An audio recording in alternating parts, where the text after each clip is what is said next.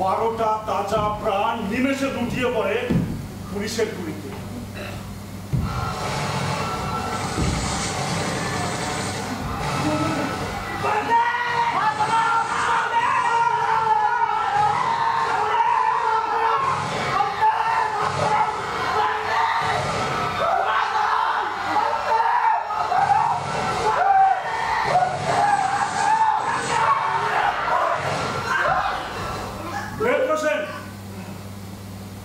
বিশ্বাসঘাতক নেত্র সেন, যে ছিল ইংরেজদের পোষা কুকুর, মোটা টাকার বিনিময়ে সে বিপ্লবীদের গোপন আস্তানার খবর ইংরেজ পুলিশকে জানিয়ে দেয়। ধরা পড়ে গেলেন মাস্টারটা। ফাঁসি হয় সূর্য সেনের। বন্দে মাতরম। সূর্য সেনের এই ফাঁসি আরো উত্তরণ করে দেবে বাংলার বিপ্লবীদের। ঘরে ঘরে শুরু হয় স্বাধীনতার সংগ্রাম।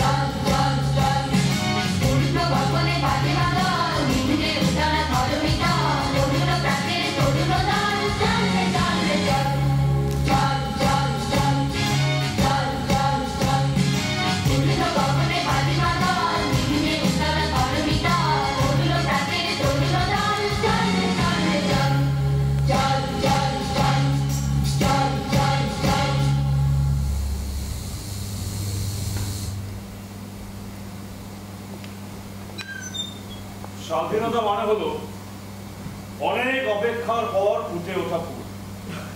স্বাধীনতা হলো এমন এক সূর্য যা অন্ধকারকে মুছে দেয়। স্বাধীনতা এমন এক আনন্দ যা আমাদের মনকে মুগ্ধ করে। অথচ এই স্বাধীনতার জন্য আমাদের বিপ্লবীদের কত পাশবিক অত্যাচার সহ্য করতে হয়েছে, তবুও তারা ভেঙে পড়ে। রক্তাক্ত হয়েছেন, তবু কখনো মুখ খোলেন। নানা রকম আক্রমণে বারবার ক্ষতবিক্ষত হয়েছেন, কিন্তু স্বাধীনতা আন্দোলনের পক্ষে কখনো বিশ্বাসঘাতকতা করেন।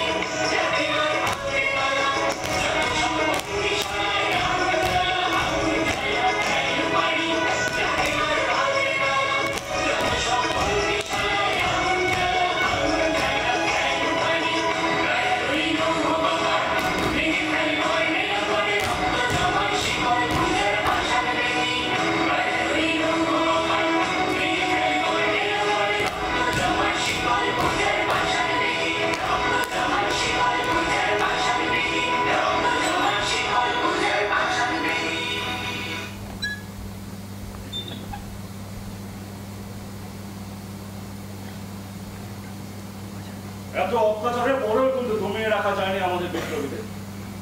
প্রতিদিন বিপ্লবীরা নতুন করে শপথ নিয়েছেন। রাসবিহারী বসু, ক্ষুদিরাম বসু, বাঘাযতীন এরা প্রতিদিন গর্জে উঠেছেন।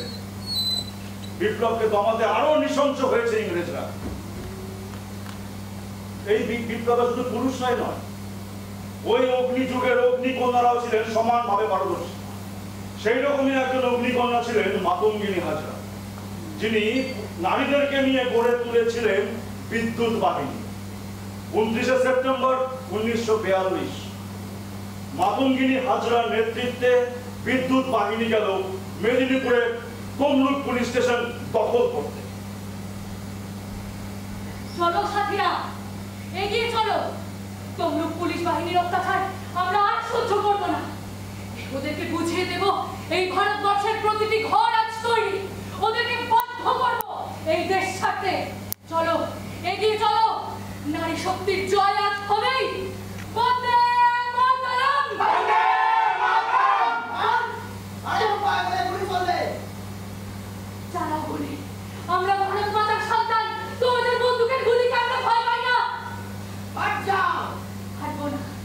এই দেশ আমাদের। এই মাটিতে তোমাদের কোনো অধিকার নেই। চলো, এই পুলিশ স্টেশন আমরা আজ দখল করবই। কেউ ভয় পাবে না। বন্দে মাতরম! বন্দে মাতরম! বন্দে মাতরম! বন্দে মাতরম!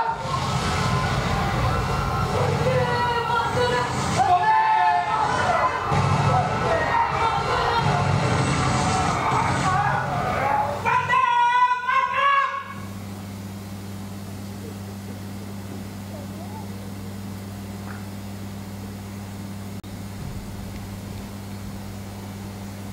মাটিতে লুটিয়ে পড়লেন মাতঙ্গিনী।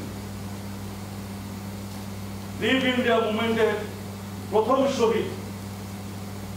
তিনি শহীদ হয়েছে, কিন্তু শক্তি জুগিয়ে গেছেন বাংলার প্রতিটি ঘরের নারীকে। দেশ মাতৃকার কাছে হার মানল সন্তান স্নেহ।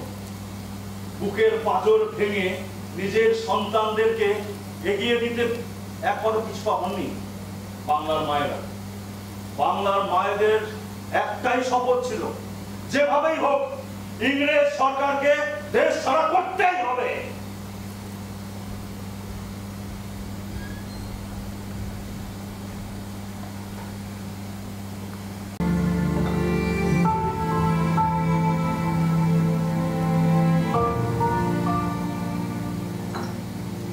বাবা, কতদিন পেট ভরে খাচ্ছি।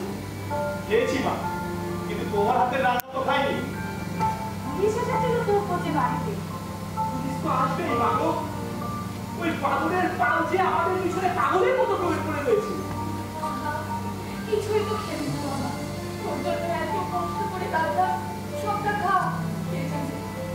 আবার কবে তোকে রেখে খাওয়াতে পারবো?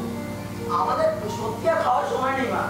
এত কাজ, কিন্তু পড়ার লোক নেই। কবে যে সবাই বুঝবে। তোর বাবাকে ওরা কাল ধরে নিয়ে গেছিল। হয়েছে? মারেনি। প্রচন্ড ভয় দেখিয়েছি। আর বারবার জিজ্ঞেস করছিল তুই কোথায়। ভয় পেও না মা, ভয়ের কিছু নেই। জেনে রাখো, আমি এখন আর একা নই। আমার তো আরো অনেক ছেলেরা আমার আশেপাশে রয়েছে। না না, আমি ভয় পাই না। আমি যেন গর্বের সঙ্গে বলতে পারি তুই আমার ছেলে। শুধু মাঝে মাঝে একটু দেখা করে যা, আর কিছু চাই না আমি। আসবো মা, দেখবে একদিন ঠিক তোমার হাতে রান্না খেতে চলে আসবে। যেখানেই থাকি তোমাকে খুব মনে পড়ে মা গো। আমার তোর কথা খুব মনে পড়ে, কিন্তু আমি কাঁদি না। আমাদের কাঁদতে নেই। বিশ্বাস কর, যখনই মনে পড়ে আমার ছেলে দেশের জন্য লড়াই করছে, গর্বে আমার বুকটা ভরে ওঠে। এবার বিদায় দাও মা গো। আর সময় নেই মা। আর যদি কোনোদিন নাও ফিরি, জানবে পরের জন্মে ঠিক তোমার কোলেই ফিরে আসবো মা।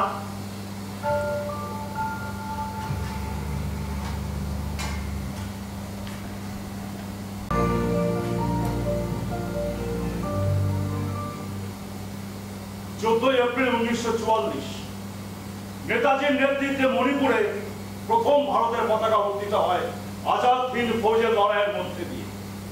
ইংরেজ সৈন্য তখন প্রায় দিশেহারা। 8ই ডিসেম্বর 1930 ব্রিটিশ সরকারের প্রাণকেন্দ্র রাইটার্স বিল্ডিং এ অত্যাচারী নৃশংস শাসক কর্নেল সিম্পসনকে মারতে ঢুকে পড়লেন বিনয়, বাদল আর দীনেশ।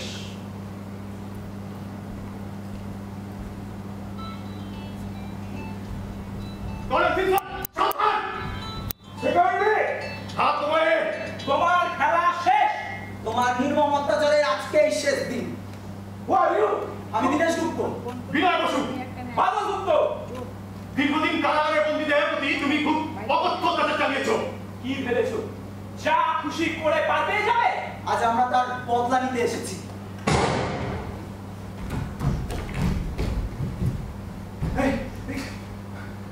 রাইটার বিল্ডিং ঘিরে ফেলেছে বাবাজাত আমার পুলিশ। তোমরা সব পালাও, তাড়াতাড়ি পালাও। পালানোর পথ নেই। মানে একটা উপায় আছে। তোমরা কি করছো?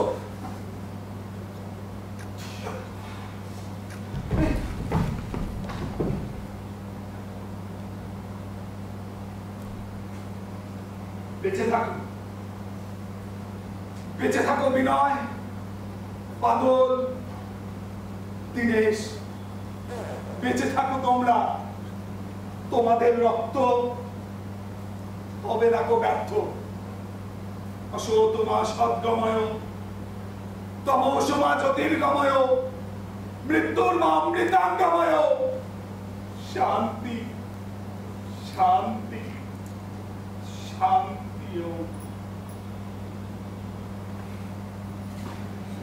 এককার যে সপিয়াছে সহস্র জীবন, বন্দে মাতরম বন্দে মাতরম।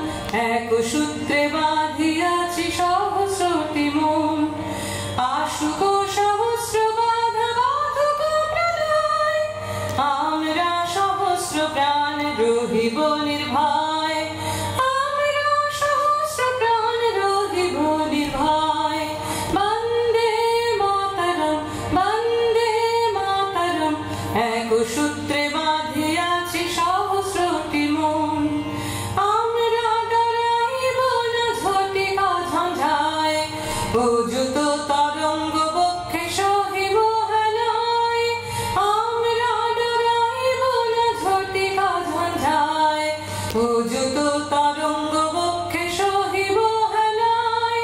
টুটে তো টুটুক এই নশ্বর জীবন, টুটে তো টুটুক এই নশ্বর জীবন। তবু না ছিড়িবে কভু এ দৃঢ় বন্ধন, তবু না ছিড়িবে কভু এ দৃঢ় বন্ধন। বন্দে মাতরম বন্দে মাতরম। এক সূত্রে বাঁধিয়াছি সহস্রটি মন, এক কার্যে সপিয়াছি সহস্র জীবন। বন্দে মাতরম বন্দে মাতরম। এক সূত্রে বাঁধিয়াছি সহস্রটি মন।